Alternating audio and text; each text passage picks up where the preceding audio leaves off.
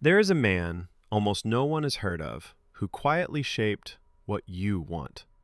Not what you need, what you want. The car you'd like to own, the body you wish you had, the version of yourself you scroll past on a screen and feel, just slightly, that you're falling short of. One man figured out how to manufacture that feeling, and once he did, advertising stopped trying to sell you things. It started selling you a version of yourself you could never quite become. Start with something ordinary. You're looking at your phone, an ad slides past. You're not even really watching it, and you'd swear it has no effect on you at all. A person who looks happier than you. A life that looks smoother than yours. You keep scrolling, but a tiny seed gets planted. A small, quiet sense that something is missing. That you'd be better, cooler, calmer, more loved if you just had the thing. That feeling is not an accident. It is a technology. And it was built, very deliberately, about 100 years ago. For most of human history, selling things was simple and pretty honest.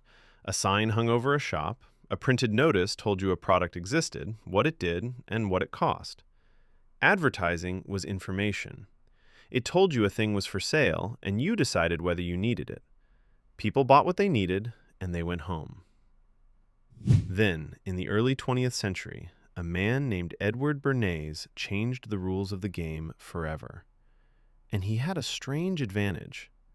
He was the nephew of Sigmund Freud, the man who helped shape our modern understanding of the unconscious mind, of all the hidden drives moving beneath the surface of human behavior. Bernays took his uncle's ideas about buried, irrational desires and turned them into a tool for moving entire populations. People today call him the father of public relations. What that really means is that he was one of the first people to understand how to change what millions of strangers want, without them ever feeling like they had been changed. His core insight was simple and a little chilling. People do not make decisions as logically as they think they do. They make them emotionally, driven by desires they cannot always see in themselves, the need to feel powerful, attractive, safe, free, admired, in control. So if you want to sell something, you do not start with the product itself. You speak to the hidden desire underneath it. You connect your product to the person someone secretly wishes they could be, and then they sell it to themselves, far more effectively than you ever could.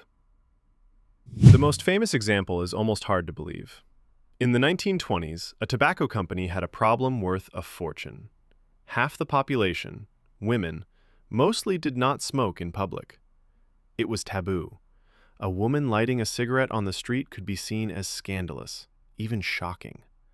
That was an enormous market sitting behind a social rule. So the company came to Bernays. And Bernays did not run an advertisement that said, "Women should smoke."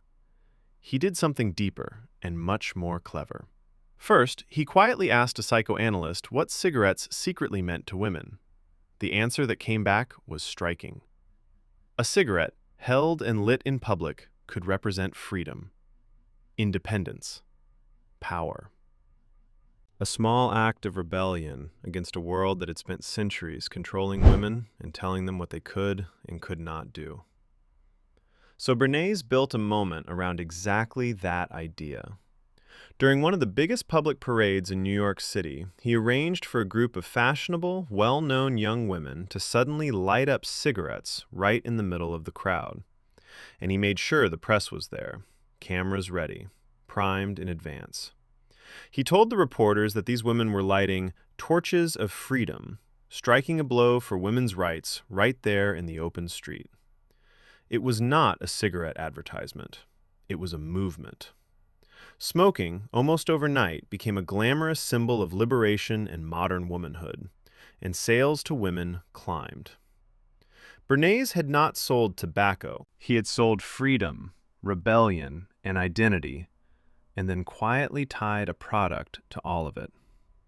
The women marching and smoking in that parade believed they were making a brave personal statement. In reality, they were starring in a marketing campaign. and they had no idea.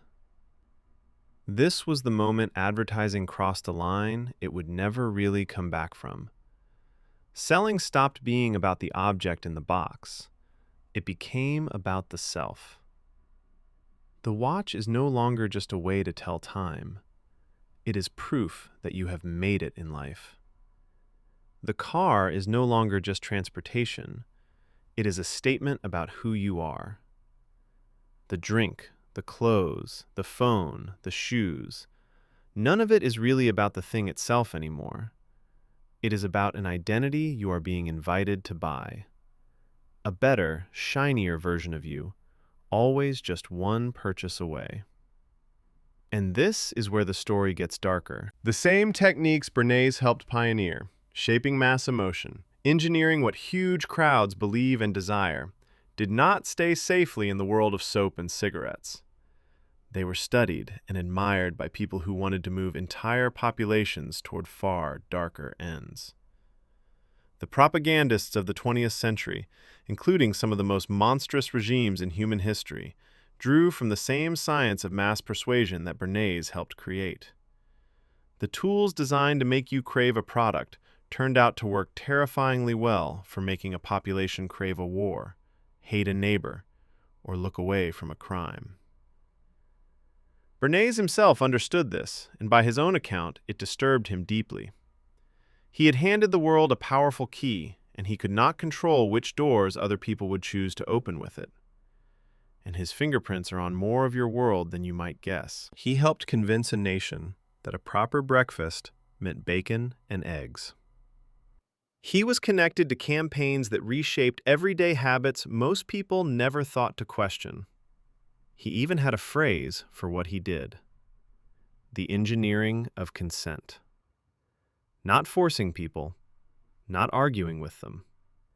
Quietly engineering from behind the curtain what they would freely choose to want, so they would walk toward it believing the whole time that it was their own idea.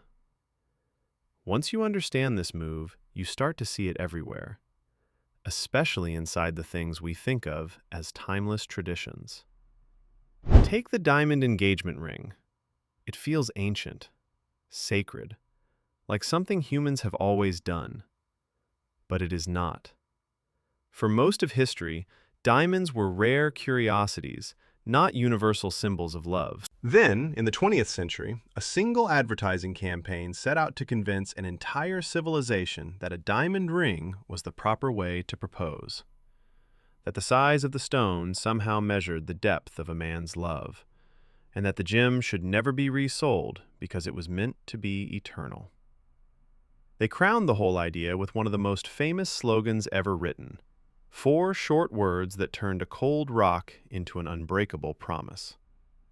And it worked so completely that within a couple of generations, millions of people simply believed the tradition was as old as love itself. Couples today still feel the weight of it, still spend months of income on it, still feel, quietly, that a proposal is not quite real without it. And almost none of them realized that the entire tradition was shaped in a marketing campaign to move a product that was not selling the way people wanted it to. That is the real power of what Bernays helped unleash. It does not just sell you an object in the moment. It can reach back and rewrite your sense of what is normal, what is romantic, what is expected, what has always been done, until a manufactured desire feels like ancient human instinct, and a sales target starts to feel like love itself. That is exactly why it is so hard to fight. You can ignore an ad. You can scroll past a billboard. But you cannot easily question a tradition because it does not feel like someone's idea. It feels like the way things simply are.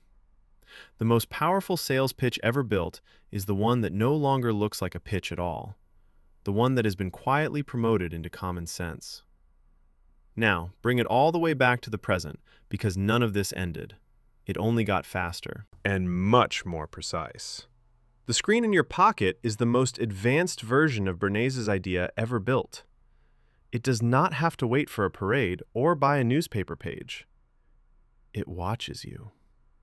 It learns, in fine detail, which insecurities you carry, which desires you cannot resist, which images make you stop scrolling. And then it shows you, thousands of times a day, the people you wish you were and the things that quietly promise to close the gap between you and them. Every flawless body, every perfect vacation, every life that looks richer, calmer, easier than yours. It is the torches of freedom running automatically, endlessly, aimed with frightening accuracy at the softest parts of you. And underneath all of it is the real trick. It was never only about any single product. It was about creating a permanent, low background hum of dissatisfaction. A quiet, constant sense that you, exactly as you are right now, are not quite enough. But that you could be. You really could. If you just kept reaching, kept buying, kept becoming. That feeling is the real product. Everything else, the watch, the car, the app, the cream, is just the delivery system. Because a deeply satisfied person is almost worthless to this machine. A person who feels content, who feels like enough, buys very little.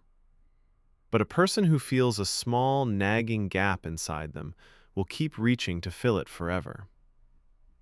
So the next time you feel that small pang while scrolling past someone's life, that quiet whisper that you are behind, that you are missing something, that you would finally be okay if you just had the thing, stop for 1 second and recognize it for what it might be. It may not be your own voice. It may not even be a thought that started inside you.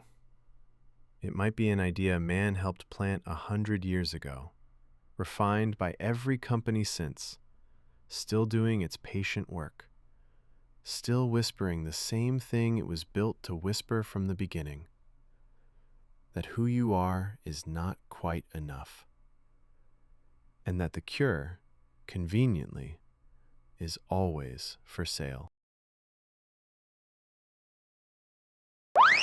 Huh?